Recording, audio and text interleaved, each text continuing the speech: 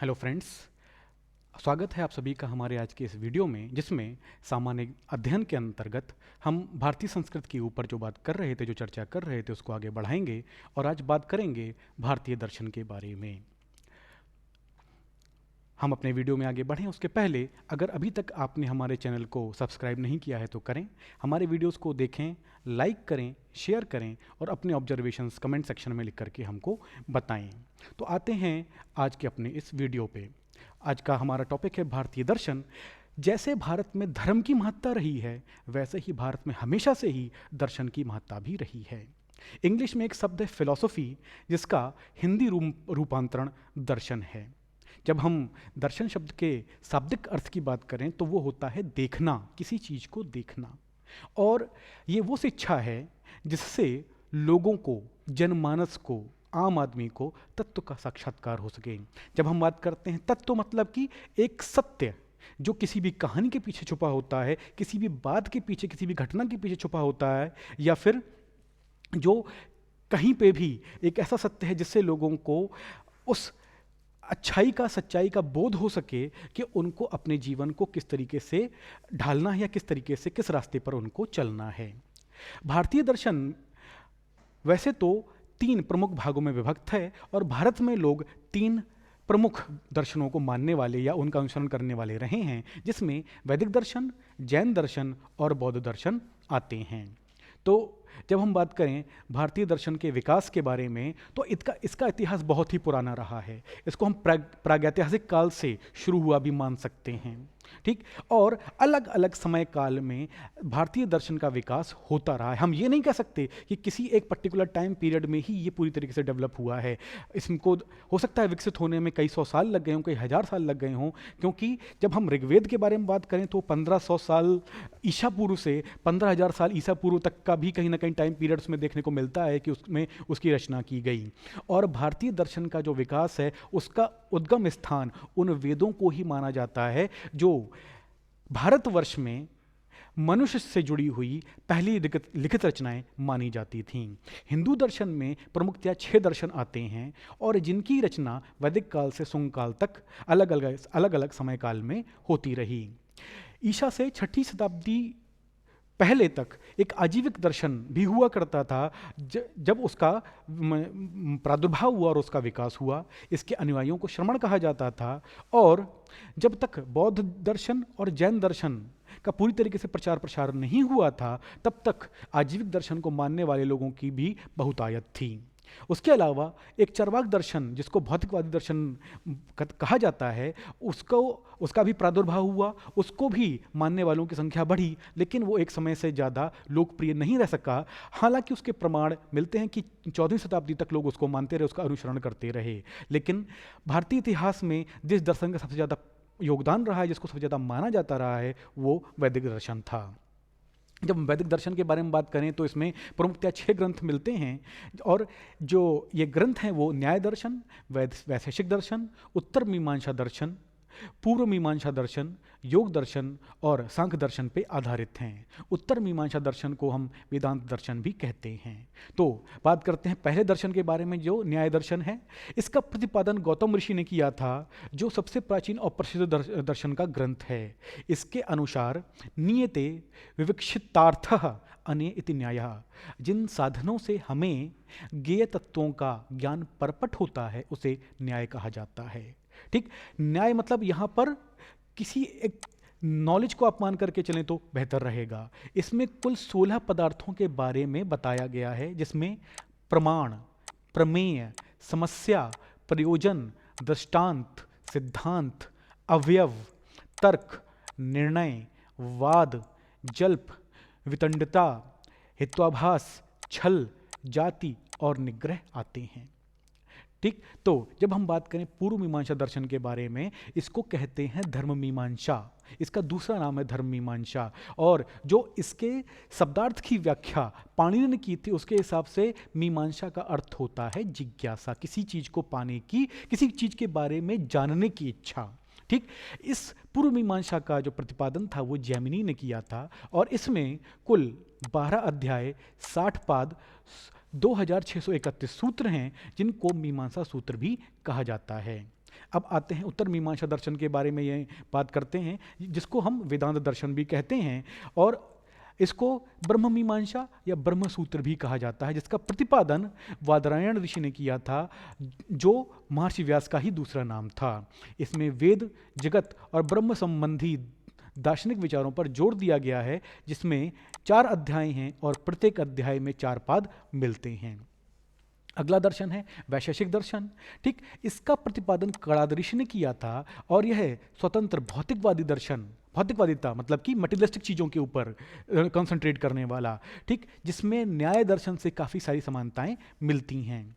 इसके हिसाब से प्रत्येक पदार्थ छोटे छोटे कणों से बना होता है, ठीक, जिसका विचार भी ऋषि कणाद ने दिया था।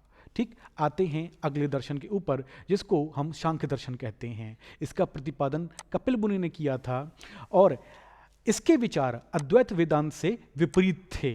सांख्य का शाब्दिक अर्थ होता है संख्या संबंधी। इसमें यह विचार दिया गया कि सृष्टि प्रकृति और पुरुष से मिलकर के बनी है। इसमें ज्ञान के लिए 3 पदार्थ माने गए, जिसमें प्रत्यक्ष, अनुमान और शब्द आते हैं, और 25 तत्व माने गए हैं, जिसमें आत्मा से संबंध में क्या, पुरुष और प्रकृति, अंतःकरण के संबंध में मन, बुद्धि, अहंकार, ज्ञानेंद्रियों के संबंध में नासिका, जिह्वा, नेत्र, त्वचा और कर्ण, कर्मेंद्रियों के संबंध में पाद, हस्त, उपस्थ, पायु और वाक, तन्मात्राओं के संबंध में गंध, रस, रूप, स्पर्श और शब्द, महाभूत में पृथ्वी, जल, अग्नि, वायु और आकाश। ये वो 5 तत्व हैं जिनसे हमारे शरीर का निर्माण भी माना जाता है। अब बात करते हैं योग दर्शन के बारे में। योग दर्शन भी एक प्रसिद्ध दर्शन है, ठीक, जिसका प्रतिपादन महर्षि पतंजलि ने किया था। ठीक, महर्षि पतंजलि पुष्यमित्र शुंग के, जो शुंग वंश के शासक थे, उनके समकालीन थे, उनके पुरोहित थे।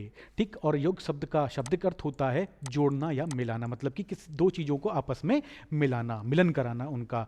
और यह दर्शन आत्मा और परमात्मा के मिलन के ऊपर आधारित है। ठीक, इसमें सांख्य दर्शन की तरह से ज्ञान के 3 पदार्थ बताए गए, जैसे प्रत्यक्ष, अनुमान और शब्द।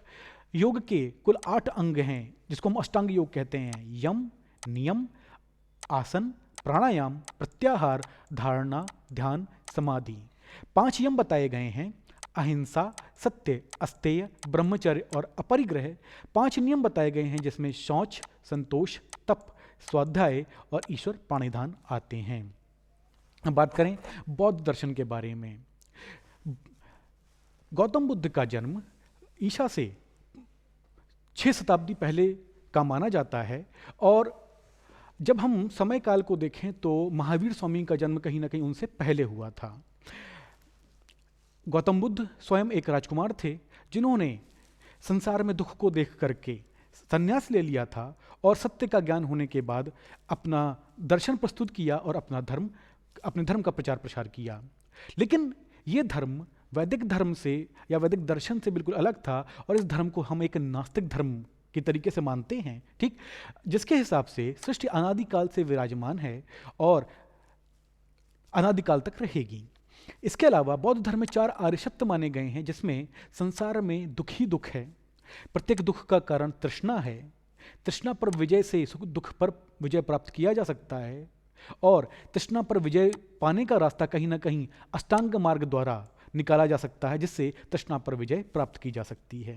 वो अष्टांग मार्ग इस प्रकार है, जिसमें सम्यक दृष्टि, सम्यक संकल्प, सम्यक वाणी, सम्यक कर्म, सम्यक आजीव, सम्यक व्यायाम, सम्यक स्मृति, सम्यक समाधि, ये सब आते हैं। बौद्ध धर्म में त्रिपिटक ग्रंथ प्रमुख माने गए हैं, जिसमें सुत्त पिटक, विनय पिटक और अभिधम्म पिटक आते हैं। अब बात करते हैं जैन दर्शन के बारे में। जैसे हमने कहा कि महावीर स्वामी का जन्म गौतम बुद्ध से थोड़ा कुछ समय पहले हुआ था, और उन्होंने भी कहीं ना कहीं, वो भी एक राजकुमार थे, उन्होंने भी कहीं ना कहीं संन्यास लेकर के लोगों के दुखों को दूर करने के लिए लोगों को अपने दर्शन के बारे में बताया था। ये बौद्ध धर्म से कुछ एक बातों में समान थे, जैसे कि संसार का कोई सर्वोच्च संस्थापक या ईश्वर नहीं है, ऐसी इनकी अवधारणा थी। यह जैन और वैदिक धर्म में एक बड़ा अंतर था, क्योंकि वैदिक धर्म वाले क्या मानते थे, ईश्वर या परमात्मा ही सर्वोपरि है। जैन दर्शन के हिसाब से 9 तत्व हैं, जिसमें जीव, अजीव, पुण्य, पाप, असरव, संवर, बंध, निर्जन और मोक्ष आते हैं। जैन धर्म में ईश्वर का कोई जिक्र नहीं है जैसा हमने पहले बताया, लेकिन आत्मा और जीव को दोनों का ही वर्णन आता है, दोनों को ही माना जाता है। प्रत्येक सजीव प्राणी में आत्मा है ऐसा माना जाता है। जैन धर्म में त्रिरत्न माने गए हैं, जिसमें सम्यक ज्ञान, सम्यक विश्वास और सम्यक आचरण आते हैं। जैन धर्म पूरी तरीके से अहिंसा के ऊपर आधारित है और उसमें किसी भी व्यक्ति को शारीरिक या मानसिक रूप से, शरीर, दिमाग या विचार से क्षति पहुंचाना मना है। किसी भी किस्म की हिंसा को वहां पर हर तरीके से निषेध किया गया है, उसको वर्जित किया गया है। जैन धर्म के अनुसार सृष्टि की उत्पत्ति 6 द्रव्यों से हुई है, जिसमें जीव, अजीव, पुद्गल, धर्म तत्व, अधर्म तत्व, आकाश और काल आते हैं। जैन धर्म में कैवल्य को सर्वोपरि ज्ञान माना गया है और जो भी कैवल्य को प्राप्त कर लेता है उसे केवलिन कहा जाता है। जैन धर्म के साहित्य को जैन अगम कहा जाता है। अब बात करते हैं अन्य भारतीय दर्शनों के बारे में, जिसमें हमने जैसा जिक्र किया था पहले, एक आजीविक दर्शन हुआ करता था जो सबसे पहला नास्तिकतावादी दर्शन था। इसकी स्थापना मक्खली गोशाल ने की थी और उनके नाम के साथ में ये गोशाल इसलिए जुड़ा हुआ था क्योंकि उनका जन्म गौशाला में हुआ था। इस दर्शन के अनुयायियों को श्रमण कहा जाता था और मौर्य काल में इसका सबसे ज़्यादा प्रभाव था। इनके दर्शन को नियतिवादी कहा जाता था, मतलब कि जो पहले से लिखा हुआ है वही होगा, ऐसा ये लोग मानते थे। अब बात करते हैं चरवाक दर्शन के बारे में, जिसका प्रतिपादन कहीं ना कहीं चरवाक ने किया था और ये भी एक नास्तिकतावादी दर्शन था और कहीं ना कहीं आजीविक दर्शन से ही प्रभावित भी था। इसको भी हम वेद विरोधी दर्शन के तौर पर जानते हैं और इसमें भौतिकतावादिता को बहुत ज़्यादा महत्व दिया गया था। इसके अनुसार आत्मा, स्वर्ग, ईश्वर सब कल्पित हैं। देह के मरण के साथ ही देह का और आत्मा का दोनों का अंत हो जाता है, ऐसा माना जाता था। और यह भी कहा जाता था एक ही जीवन है, इसमें अधिकतम सुख प्राप्ति करने का प्रयास करना चाहिए। तो इसके अलावा एक राजनीतिक दर्शन भी बाद में उभरा और उसका समयकाल कहीं ना कहीं चाणक्य का था और इसके जो जनक थे वो चाणक्य ही थे, ठीक। और उन्होंने जो ग्रंथ इसके लिए लिखा उसको हम अर्थशास्त्र के रूप में जानते हैं। चाणक्य के अनुसार राज्य को धार्मिक नियमों पर चलने की आवश्यकता नहीं होती, बल्कि राज्य अपने आप को चलाने के लिए अपना प्रैक्टिकल विधान बना सकते हैं, मतलब कि प्रासंगिक विधान वहां पर उस समय के लिए बना सकते हैं, ऐसा वो मानते थे। प्री इंडिपेंडेंस पीरियड में और पोस्ट इंडिपेंडेंस पीरियड में महात्मा गांधी ने भी अपने अहिंसा का सिद्धांत दिया था और उनके हिसाब से अहिंसा अजेय थी, ऐसा वो मानते थे। तो आज के वीडियो में इतना ही। हमारा वीडियो आपको कैसा लगा ये हमको कमेंट सेक्शन में लिख करके ज़रूर बताइएगा। हमारे चैनल को लोगों के साथ शेयर करिए और हम अपनी वीडियोस के इंप्रूवमेंट के लिए और क्या क्या कर सकते हैं ये हम कमेंट सेक्शन में लिख करके हमको ज़रूर बताइए। आपसे फिर मुलाकात होगी बहुत जल्दी हमारे अगले वीडियो में। Thank you very much.